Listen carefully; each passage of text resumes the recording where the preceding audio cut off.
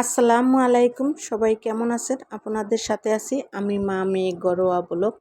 দূরে এবং কাছে আমার প্রাণপ্রিয় ভাই ও বোনেরা, আপুরা, বন্ধুরা যে যেখানে আছেন, আশা করি সবাই ভালো আছেন, সুস্থ আছেন এবং নিরাপদে আছেন। আপনাদের ছোট বড় সবার দোয়া এবং ভালোবাসা আলহামদুলিল্লাহ আমিও আমার ফ্যামিলির সবাইকে নিয়ে ভালো আছি।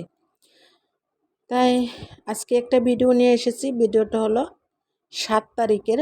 7 তারিখে আমার ছোট বোন আসছিল আমার অসুস্থর কথা শুনে।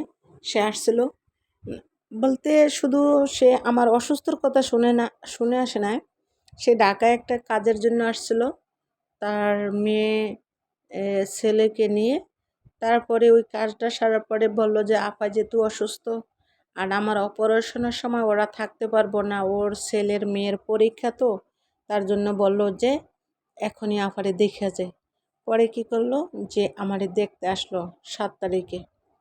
তাই ওরা আসার পরে দুপুরে আসছিলো, দুপুরে খাওয়া দাওয়া করলো। আমি আবার বিকালবেলা কিছু বাজার নিয়ে আসলাম। বিকাল বলতে সন্ধ্যার পরে কিছু বাজার টাজার নিয়ে আসলাম। তাই ভাবলাম যে এগুলা সব কিছু গুছিয়ে নেই। এটা হলো আমার বোনের ছেলে আর ওই হলো আমার বোনের এই যে হাসতেছে, ওইটা হলো আমার ছোট বোনের মেয়ে। আর লাল ওড়নাটা গায়ে এটা হলো আমার মেজো বোনের মেয়ে। তা এই হলো আমার ছোট বোন। যে এখন তো সবারই দেখছেন যে মোটামুটি আমার ভিডিওতে আসলে আমার অনেক আত্মীয় স্বজনই আনা হয়েছে এক এক করে।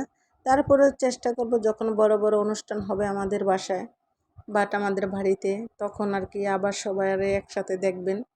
কারণ হচ্ছে অনুষ্ঠান যাওয়া হয়, কিন্তু তখন আমি অত বেশি ক্যামেরা বন্দি করতাম না কোনো কারোর আত্মীয় স্বজন। এখন আস্তে আস্তে চেষ্টা করতেছি সবাইকে ক্যামেরা বন্দি করার। তাই এই যে দেখতেছেন আমি বাজারে গিয়েছিলাম, বাজার থেকে কিছু মুরগি নিয়ে আসছে। যে আসলে মুরগিটা আমার বেশি খাওয়া হয় কেন জানেন? এই মুরগিটা আমার খালি বেশি খাওয়া হয় বলতে ঝাল মাংসটা খাওয়া হয় না, রোস্ট রোস্ট করতে হয়। রোস্টটা আর খিচুড়ি, রোস্ট খিচুড়ি এটাই আমার বেশি খাওয়া হয়, কিন্তু ঝাল মাংস খুব কম হয়, ঝাল খাওয়া হয় না। আমি ওই যে আমার মেয়ের যে খিচুড়ি খাবো মুরগি দিয়ে আর রোস্ট, এই দুটা জিনিসই পছন্দ। আমি কিন্তু অনেক ভিডিওতে বলা হয়েছে। সাথে আবার ভাবলাম যে কিনে আসবো, তাই হলে একটা রুটি নিয়ে আসলাম, একটা কেক আনলাম, তারপরে সাথে জেলি আনলাম। আসলে পাউরুটি দিয়ে জেলি দিয়ে খেতে অনেকটা টেস্ট, অনেক ভালো লাগে। জানি না কার কার পছন্দ আমার মতো। যদি আমার মতো কারো এরকম পছন্দ থাকে জেলি দিয়ে পাউরুটি দিয়ে খাওয়ার, তাহলে কিন্তু কমেন্টের মাধ্যমে জানাইয়া দিবেন, ঠিক আছে? তাই এই যে আর যারা বিস্কিট, কিন্তু আমার বাসায় আবার এই সমস্ত বিস্কিটগুলো বেশি আনা হয় কেন জানেন? কিন্তু বাচ্চা পোলাপান নাই, তারপরেও কিন্তু যারা বড় আছে তারাই বাচ্চাদের মতো এই বিস্কিট খাবে। আর সাথে আনা হলে কিছু কিশমিশ আর পছন্দের চকলেট। তাই আর কি আনা হলো। পছন্দের চকলেটটা হলো আমার বোনের ছেলের। আর কয়েকটা কোক আনা হলো। আর এই যে দেখেন দুধ, এগুলা গরুর দুধ, একদম গরুর দুধ। তাই আর কি একটা লোক বিক্রি করে, তাই ওইখান থেকে আমি মাঝে মাঝে নিয়ে আসি। কারণ হচ্ছে সে আমাকে 3 কেজি 4 কেজি 5 কেজি এরকম করে দেয়, তারপরে ওইখান থেকে আমি নিয়ে আসি। আর বিশেষ করে আর সব খাবারের চেয়ে আমার বাসায় একটু দুধটা বেশি লাগে। কারণ হচ্ছে চা কফি খাই, দুধের সেমাই, তারপরে এই দুধ দিয়ে বিভিন্ন আইটেম করি, তো তার জন্য দেখা যাচ্ছে আমার একটু দুধটা বেশি লাগে। আর আসার সময় দেখলাম যে শিং মাছ, তারপরে ভাবলাম যে এই শিং মাছ নিয়ে যাই। আর মনে হইতেছে প্রত্যেকটা শিং মাছের ভিতরে পেটের ভিতরে ডিম হয়েছে। আর শিং মাছের ডিম কিন্তু আমার মেয়ে আবার অনেক পছন্দ করে। তারপরে কি করলাম যে শিং মাছটা নিয়ে আসলাম।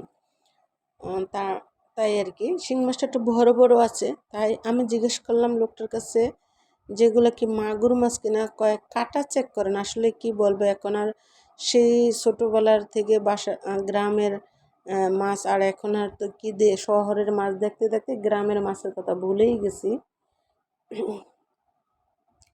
তারপর বললো যে মাগুর মাছের কাঁটাটা নাকি মোটা থাকে, আর শিং মাছের মাগুর মাছের কাঁটা মোটা, শিং মাছের কাঁটাটা নাকি চিকন থাকে।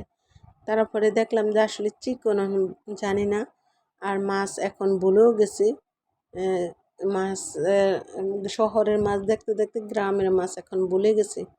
যাই হোক, ভাগ্যে যদি থাকে আবারও গ্রামের মাছগুলো ভালো করে যায় দেখবো।